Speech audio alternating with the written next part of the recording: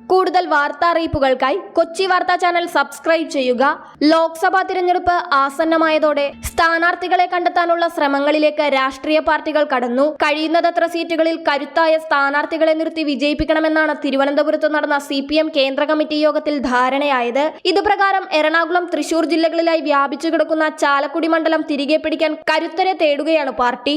ചാലക്കുടിയിൽ സിനിമാ താരം മഞ്ജു വാര്യരെ സ്ഥാനാർത്ഥിയാക്കാൻ CPMൽ ആലോചനകളുള്ളതായി മാധ്യമങ്ങൾ റിപ്പോർട്ട് ചെയ്തു. നേരത്തെ സിനിമാ നടൻ ഇന്നസെന്റിനെ മത്സരിപ്പിച്ച CPM ചാലക്കുടി മണ്ഡലത്തിൽ വിജയിച്ചിട്ടുണ്ട്. കോൺഗ്രസിന്റെ മുതിർന്ന നേതാവ് ബെന്നി ബെഹനാനാണ് നിലവിൽ ചാലക്കുടിയുടെ MP. 2014 അപ്രതീക്ഷിതമായി ഇന്നസെന്റ് സ്ഥാനാർത്ഥിയായതുപോലെ അവസാന നിമിഷം മഞ്ജു വാര്യർ സ്ഥാനാർത്ഥിയാകുമെന്നാണ് പാർട്ടി നേതാക്കൾ പ്രതീക്ഷ പുലർത്തുന്നത്. സ്ഥാനാർത്ഥിക്കായുള്ള ചർച്ചകൾ തുടങ്ങിയെന്നും ഈ ഘട്ടത്തിൽ മഞ്ജു വാര്യരടക്കം ഒരു പേരും തള്ളിക്കളയുന്നില്ലെന്നും LDF കൺവീനർ ജോർജ് ഇടപ്പരത്തി സൂചിപ്പിച്ചു.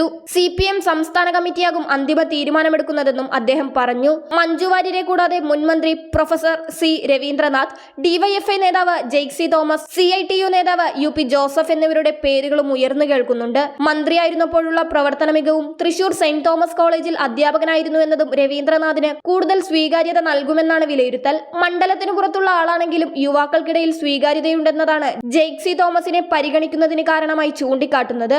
UP ജോസഫ് മുമ്പ് ചാലക്കുടിയിൽ മത്സരിച്ചിട്ടുണ്ട്. കഴിഞ്ഞ തവണ ഇടതു സ്ഥാനാർത്ഥിയായ ഇന്നസെന്റിനെ 1,32,274 വോട്ടുകൾക്കാണ് ബെന്നി ബെഹനാൻ തോൽപ്പിച്ചത്. ബെന്നി ബെഹനാൻ തന്നെ ഇക്കുറിയും UDF സ്ഥാനാർത്ഥിയാകുമെന്നാണ് സൂചന.